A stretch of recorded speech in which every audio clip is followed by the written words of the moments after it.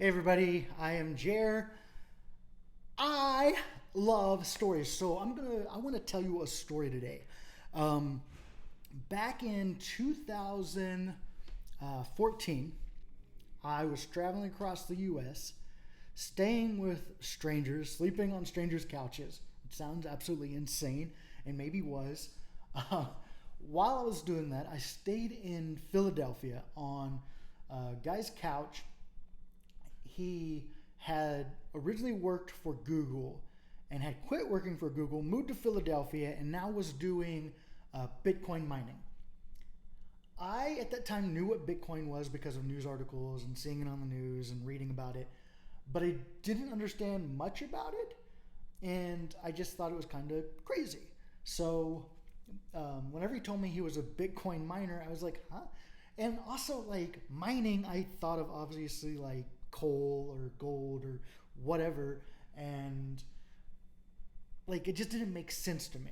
But he was like, I have a basically a computer system in my room that is mining this Bitcoin using code. And I was like, okay, cool. And he told me he had like 100 and something Bitcoins. And I was like, that's great. And like, I don't, I don't know. I didn't think that he was crazy, but I thought that Bitcoin was crazy at that time. Because I didn't understand how you could use it, how it worked, why it mattered, what it was doing, what its use was, what it was compared to having like money in your bank. And so I just left it at that. Now, I all this time later, this was in 2014, now we're in 2021, so 7 years, almost 8 years, because it was February of 2014, have passed, and now I'm kind of like, you know what? It doesn't seem like this Bitcoin thing's going away.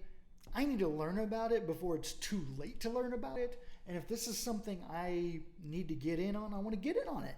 If it's not, then it's not, but I want to at least give it a chance and try to figure out what it is and why it matters.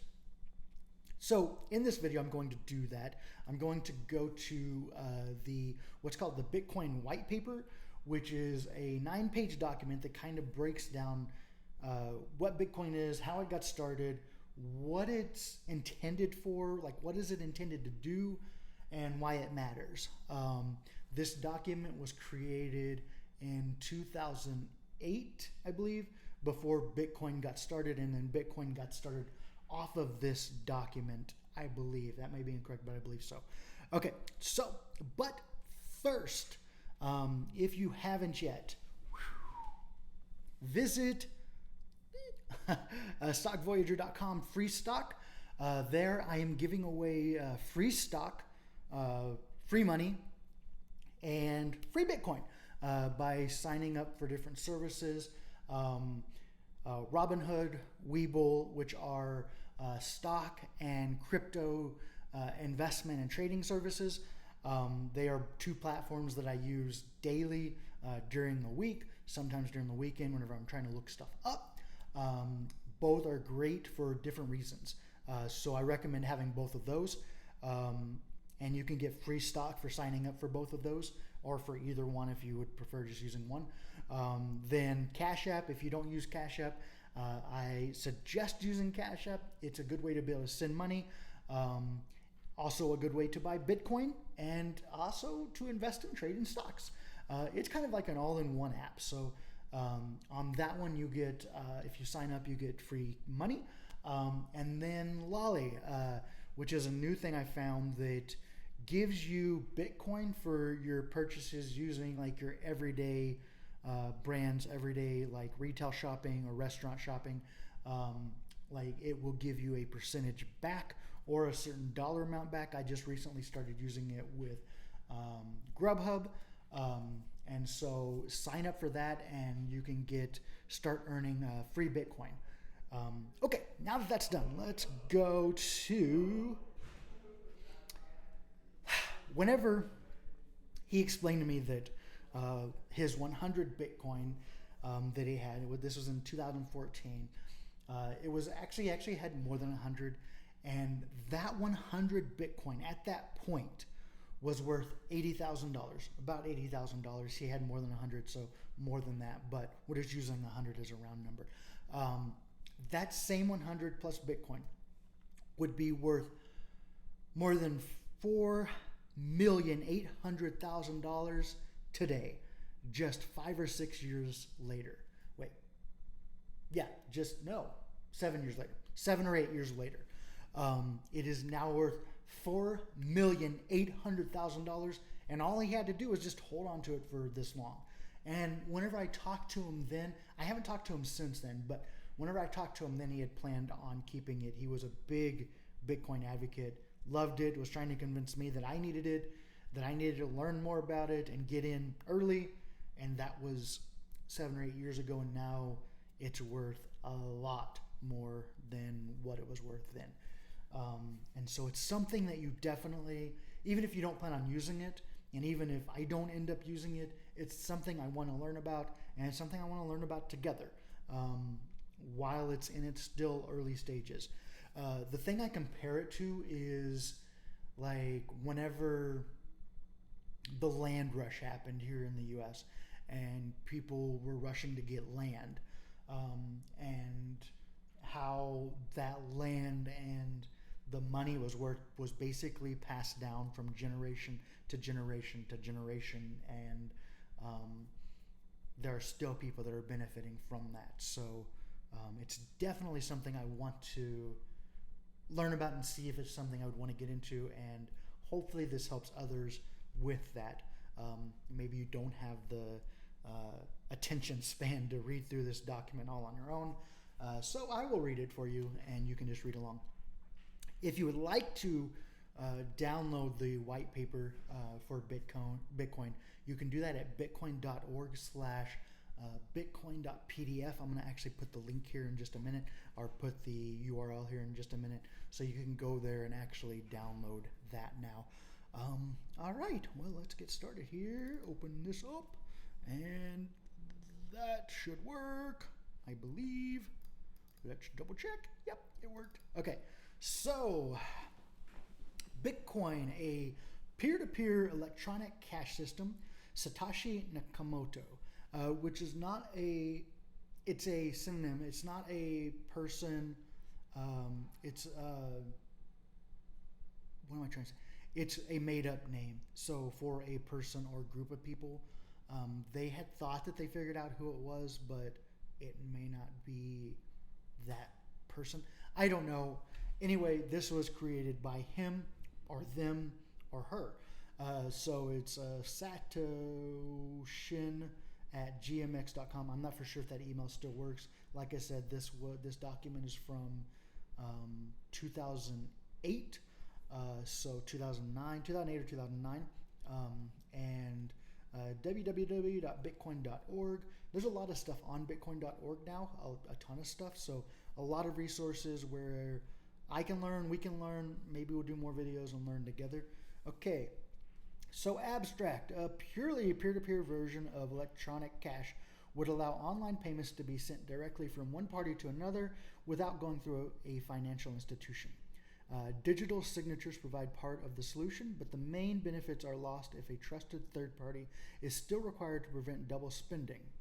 We propose a solution to the double spending problem using a peer-to-peer network. The network timestamps transactions by hashing them into an ongoing chain of hash-based proof of work, forming a record that cannot be changed without redoing the proof of work.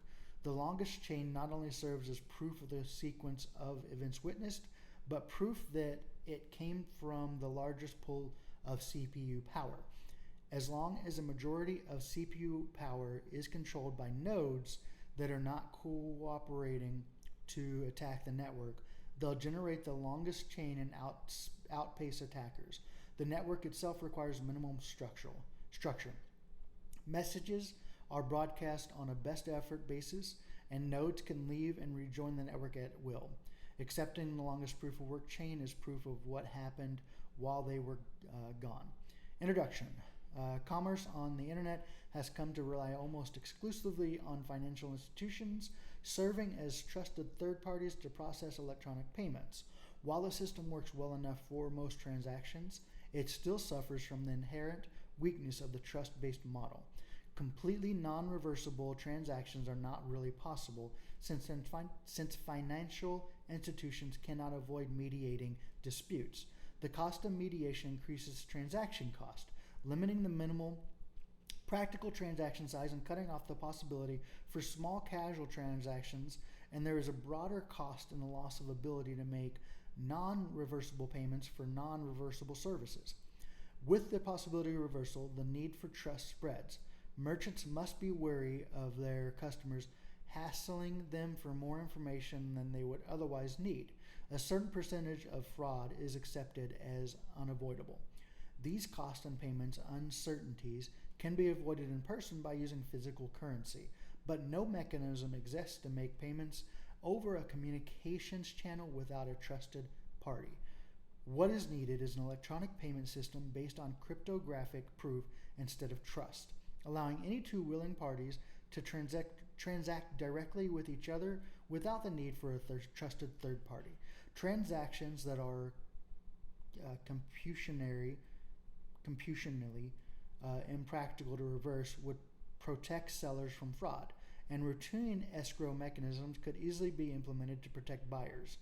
In this paper, we propose a solution to the double spending problem using a peer-to-peer distributed timestamp server to generate computational proof of the chronological order of transactions. The system is secure as long as honest nodes collectively control more CPU power than any cooperating group of attacker nodes. Transactions. We define electronic coin as a chain of digital signatures. Each owner transfers the coin to the next by digitally signing a hash of the previous transaction and public key of the next owner and adding these to the end of the coin. A payee can verify the signature to verify the chain of ownership. Transaction owners 1 public key, hash owner 0's signature. Transaction owner 2's public key, hash owner 1's signature. Verify sign. Transaction owners 3 public key, hash owners 2 signature. Verify sign, owner 3's private key. The problem, of course, is the payee can't verify that one of the owners did not double spend the coin. A common solution is to introduce a trusted central authority, or mint, that checks every transaction for double spending.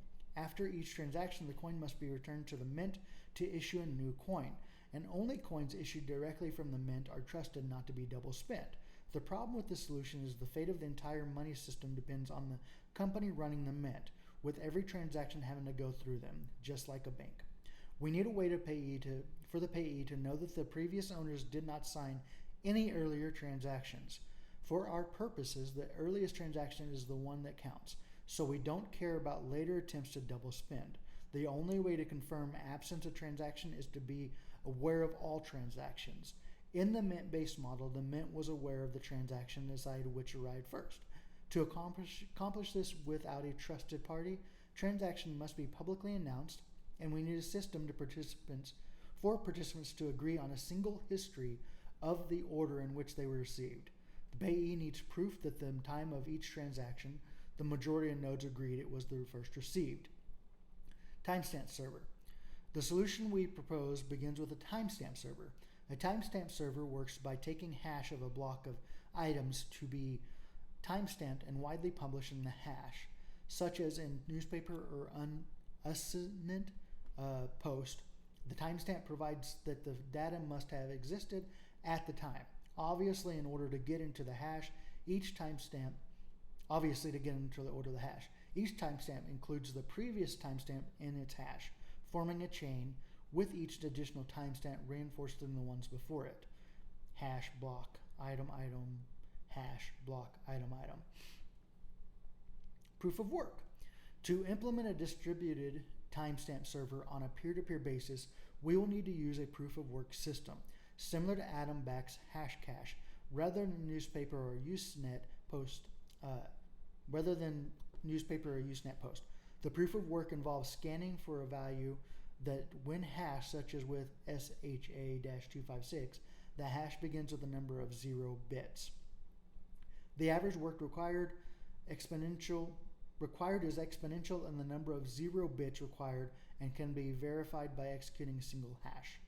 For our timestamp network, we implemented the proof of work by incrementing a nonce in the block unit as a value until a value is found that gives the block's hash and required 0 bits. Once the CPU effort has been expended to make it satisfy the proof of work, the block cannot be changed without redoing the work. As later blocks are chained after it, the work to change the block would include redoing all the blocks after it. Block, previous hash, nonce, txtx. Block, previous hash, nonce, txtx. The proof of work also solves the problem of determining representation in majority decision making. If the majority were based on one IP address, one vote, it could be subverted by anyone able to allocate many IPs. Proof of work is essentially one CPU, one vote.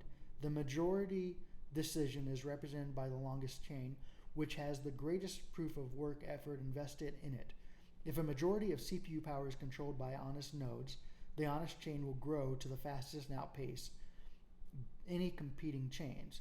To modify a pass block, an attacker would have to redo the proof of work of the block and all the blocks after it, and then catch up with and surpass the work of the honest nodes. We will show later that the probability of a slower attacker catching up diminishes exponentially as subsequent blocks are added. To compensate for increasing hardware speed and varying interest in running nodes over time, the proof of work difficulty is determined by a moving average target on average number of blocks per hour. If they're generated too fast, the difficulty increases. Network. The steps to run the network are as follows. New transactions are broadcast to all nodes. Each node collects a new transaction into a block. Each node works on finding a difficult proof of work for its block. When a node finds a proof of work, it broadcasts the block to all nodes. Nodes accept the block only if the transactions in it are valid and not already spent. Nodes express their acceptance of the block by working on creating the next block in the chain using the hash of accepted block as the previous hash. Nodes always consider the longest chain to be the correct one and will keep working on extending it. If two nodes broadcast different versions of the next block simultaneously, some nodes may receive one or the other first. In that case, they work on the first one they received, but save the other branch in case it becomes longer. The tie will be broken when the next proof of work is found and one branch becomes longer. The nodes that were working on other branch will then switch to the longer one. New transaction broadcasts do not necessarily need to reach all nodes. As long as they reach many nodes, they will get into a block before long. Block broadcasts are also tolerant of dropped messages. If a node does not receive a block, it will request it when it receives the next block and realizes it missed one. Incentive.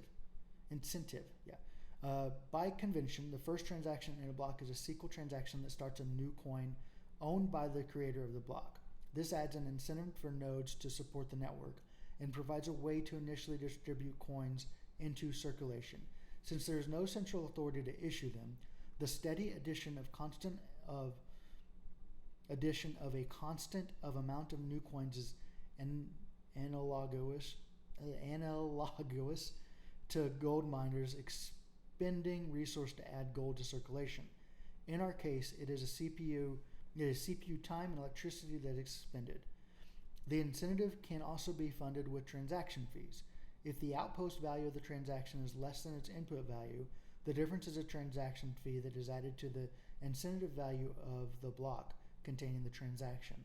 Once a predetermined number of coins have entered circulation, the incentive can transition entirely to transaction fees and be completely inflation-free. The incentive may help encourage nodes to stay honest. If a greedy attacker is able to assemble more CPU power than all the honest nodes, he would have to choose between using it to defraud people by stealing back his payments or using it to generate new coins. He ought to find it more profitable to play by the rules, such rules that favor him with more new coins than everyone else combined, then to undermine the system and the validity of his own wealth. Reclaiming disk base. Once the new transaction in a coin is buried under enough blocks, the spent transaction before it can be discarded to save disk space. To facilitate this without breaking the block's hash, transactions are hashed in Merkle tree 725 with only the root included in a block's hash. Old blocks can then be compacted by stubbing off branches of the tree. The interior hashes do not need to be stored. And then there's some figures. Block header with no transaction would be about 80 bytes. If we suppose blocks are generating every 10 minutes, 80 bytes times 6 times 24 times 365 equals 4.2 megabytes per year. With computer systems typically selling with 2 gigabytes of RAM as of 2008, which is a very low number compared to now. Now you can get like 32 gigs and yeah. Anyway, and Moore's law predicting current growth of 1.2 gigabytes per year, storage should not be a problem, even if the block headers must be kept in memory. Simplified payment verification. It is possible to verify payments without running a full network node. A user only needs to keep a copy of the block headers of the longest proof of work chain, which he can get by querying network nodes until he's convinced he has the longest chain, and obtain the Merkle branch linking the transaction to the block it's timestamped in. He can't check the transaction for himself, but by linking it to the place it is in the chain, he can see a network node has accepted and blocks added after it further confirmed the network has accepted it. Proof of work chain. And then there's a figure. Longest proof of work chain, then there's a figure.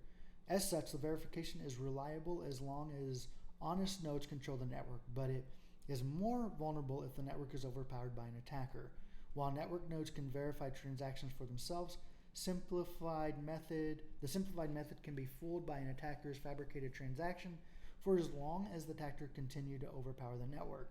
One strategy to protect against this would be to accept alerts from network nodes when they detect an invalid block, prompting the user's software to download the full block and alerted transaction to confirm the inconsistency. Businesses that receive frequent payments will probably still want to run their own nodes for more independent security and quicker verification. Number 9, combining and splitting value. Although it would be possible to handle coins individually, it would be unwieldy to make a separate transaction for every cent in a transfer. To allow value to be split and combined, transactions contain multiple inputs and outputs. Normally, there will be either a single input from a larger previous transaction or multiple inputs combining smaller amounts, at most 2 outputs, one for payment and one returning the change, if any, back to the sender. It should be noted that fan out, where a transaction depends on the several transactions and those transactions depend on many more, is not a problem here. There is never the need to extract a complete standalone copy of a transaction's history. And then there's a figure transaction in and out. Okay, privacy. Number 10. The traditional banking model achieves a level of privacy by limiting access to information to the parties involved and the trusted third party. The necessity to announce all transactions publicly preclude this method, but privacy can still be maintained by breaking the flow of information in another place, by keeping public keys anonymous. The public can see that someone is sending an amount to someone else, but without information linking the transaction to anyone. This is similar to the level of information released by stock exchanges, where the time and size of individual trades, the tape, is made public, but without telling who the parties were. Good point. Then there's a new figure there. As an additional firewall, a new key pair should be used to each transaction to keep them from being linked to a common owner. Some linking is still unavoidable, and multi-input transactions, which necessarily reveal that their inputs were owned by the same owner. The risk is that if the owner of a key is revealed, linking could reveal other transactions that belong to the same owner. Number 11, calculations. We consider a scenario of an attacker trying to generate an alternate chain faster than the honest chain. Even if this is accomplished, it does not throw the system open to arbitrary changes, such as creating value out of thin air or taking money that never belonged to the attacker. Nodes are not to accept an invalid transaction as payment, and honest nodes will never accept a block containing them. An attacker can only try to change one of his own transactions to take back money he recently spent. The race between honest chain and an attacker chain can be characterized as a binomial random walk. The success event is the honest chain being extended by one block, increasing its lead by +1. And the failure event is the attacker chain being extended by one block, reducing the gap by -1. The probability of an attacker catching up from a given deficit in analogous to a gambler's run problem. Suppose a gambler with an unlimited credit starts at a deficit and plays potentially an infinite number of trials to try to reach break even. We can calculate the probability he never reaches break even, or that an attacker even catches up with the honest chain as follows. P equals probability an honest node finds the next block. Q equals probability to attack finds the next block. QZ, probability attacker will even catch up from Z blocks behind, and then there's the mathematical equation for that. This is really in depth. So something, before I go on the next page, page 7, something that is kind of crazy about how much we expect from Bitcoin is I have never wondered or tried to figure out how my debit card or how my bank account works to send money, or how that code is unbreakable, or if it's breakable at all. Like, I don't question it. Like, I just use my debit card and it does its thing, and so on and so forth. With Bitcoin, it's like everybody questions how Bitcoin works, and should it do this, or how does it do this, or why does it do this? But like, I don't know the coding behind my debit card. I don't know the coding behind my bank sending money to another bank account, or my bank depositing money into my Robinhood account or my Webull account, because I don't need to know that. But this like breaks everything down. I'm amazed with it. I don't understand it fully, but like I said, I don't understand how my debit card works. Like, I get that it sends money or whatever, but I don't know the coding behind it, and I don't know what's stopping that from getting in an attacker's hands. So, yeah, it's like as an everyday person, I'm going to tell you, I don't understand most of this, but it's good to know. It's like I feel more confident. I'm feeling more confident in Bitcoin right now reading this. So hopefully you are too. We'll see. Given our assumption that P is greater than Q, the probability drops exponentially as the number of blocks the attacker has to catch up with increases. With the odds against him, he doesn't make a lucky lunge forward early on. His chances become vanishingly small as he falls further behind. We now consider how long the recipient of a new transaction needs to wait before being sufficiently certain the sender can't change the transaction. We assume the sender is an attacker who wants to make the recipient believe he paid him for a while, then switch it to pay back to himself after some time has passed. The receiver will be alerted when that happens, but the sender hopes it will be too late. The receiver generates a new key pair and gives the public key to the sender shortly before signing. This prevents the sender from preparing a chain of blocks ahead of time by working on it continuously until he is lucky enough to get far enough ahead, then executing the transaction at that moment. Once the transaction is sent, the dishonest sender starts working in secret on a parallel chain containing an alternative version of his transaction. The recipient waits until the transaction has been added to a block and Z blocks have been linked after it. He doesn't know the exact amount of progress the attacker has made, but assuming the honest blocks took the average expected time per block, the attacker's potential progress will be a Poisson distribution with expected value, A equals Z Q over P. To get the probability the attack could still catch up now, we multiply the Poisson density for the amount of progress he could have made by probability he could catch up from that point. Another mathematical equation, rearranging to avoid summing the infinite tail of the distribution. another mathematical equation, converting to code, and then a code. Running the same results, we can see the probability of drop off exponential is z. And then we see the code here. Solving for p, like less than 0.1%. Conclusion, we have proposed a system for electronic transactions without relying on trust. We started with the usual framework of coins made from digital signatures, which provides strong control of your ownership, but is incomplete without a way to prevent double spending. To solve this, we proposed a peer-to-peer network using proof of work to record a public history of transactions that quickly becomes computationally impractical for an attacker to change if honest nodes control a majority of CPU power. The network is robust in the unstructured simplicity. Nodes work all at once with little coordination. They do not need to be identified since messages are not routed to any particular place and only need to be delivered on a best effort basis.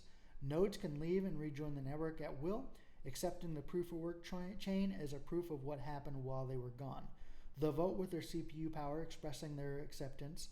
They vote with their CPU power expressing their acceptance of valid blocks by working on extending them and rejecting invalid blocks by refusing to work on them. Any needed rules and incentives can be enforced with its consensus mechanism. Page 9, references. Okay, so let's go back here. There we are. Okay, wow. All right, so that's a lot of reading. A lot longer than what I thought it was going to be. Does it help me? So the white paper isn't exactly what I thought it was going to be, but it kind of builds trust if you understand the coding behind it and how it was created. There's a lot more that's happened since then, I feel. Again, maybe I don't know. So I think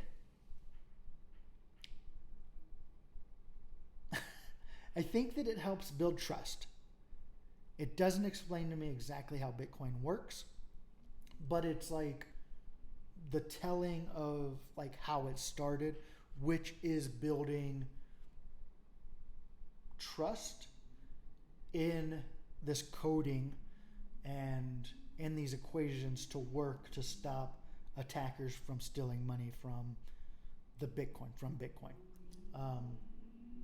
There's still more to learn. There's still a lot more to learn. It didn't give me what I expected. I expected to kind of break down how Bitcoin works. This is not that, but this is a good start. This is the start of Bitcoin, which is exciting. And we can learn from this together. I'm going to do more videos on this, I'm pretty sure, because this doesn't give me what I thought it was going to give me. I thought it was going to give me how it works. Instead, it just tells me how Bitcoin prevents attackers, which is great and a good starting point, a needed starting point. And we're going to go dig into this even deeper. Like I said before, if you haven't yet, I haven't started buying into Bitcoin a lot. I currently have about $2 in Bitcoin. So, and I put it in there this morning. So we'll see what happens. I trust it like I trust the stock market. And is that good or bad, or it's good? We'll see how it goes. I do believe that because there's only a limited amount of Bitcoin that can be created. It's not like they can just keep on creating it like cash is created. So Bitcoin in a way is like electric gold. If I understand correctly, soon we will have 90% of Bitcoin already mined. That means that we're getting really close to being 100% mined, and to say that there's not going to be any more created after that is great. Whereas like with cash and the US dollar, there's just more and more being created, and I don't feel it can be blamed really on either other side. I am frustrated with how much money we have spent on wars, that we have created to spend on wars. And since the US dollar was put into circulation in 1913, it has lost over 90% of its value. A dollar from then would be worth like 4 cents now. That's frustrating. And I want to have my money in something that isn't losing value, that much value that quickly. And so Bitcoin to me is like something I'm really interested in. I feel like people should be interested in and at least learning more about. Maybe it's not right for everybody. Maybe it's not right for me, but it's an option to learn about for a place to be able to put my money and it grow and not lose that much value. More recently, let's do 5 years. 5 years ago, a dollar, what you could buy with a dollar 5 years ago, you would take $1.15 to buy now. That's crazy to me. And so in 5 years, like Bitcoin has gone up quite a bit. I don't know the exact numbers like off the top of my head, but I know that it's increased in value compared to losing value like the dollar has. So yeah, a lot more to learn, especially before I put any more money into it. But this is a good starting point for me to gain trust in Bitcoin. Reading those papers does help me get more trust in it, which, like I said, is a good starting point. Yeah, I'm going to leave it at that for now. This is a long video. Thank you for watching if you watched all the way through. Again, if you haven't yet, go to Stock Voyager free stock, stockvoyager.com/free stock to get free stocks, free shares of stock through Webull and Robinhood. Get free money by signing up to Cash App if you haven't done so yet. I believe it's like $5, but $5 is $5. And if you're ready to start earning Bitcoin, go to Lolly. It's also on the, I believe it's called Lolly, stockvoyager.com/free stock, and you can start earning Bitcoin, not your own money, by getting a percentage of your money back from retailers online, which is exciting. Like I said, I've been using it for Grubhub to build up some Bitcoin there. So, all right, that's all I got for today. I hope that you have a wonderful day, night, morning, whatever it happens to be, and I'll see you very, very soon. Love you all. Bye. Mwah.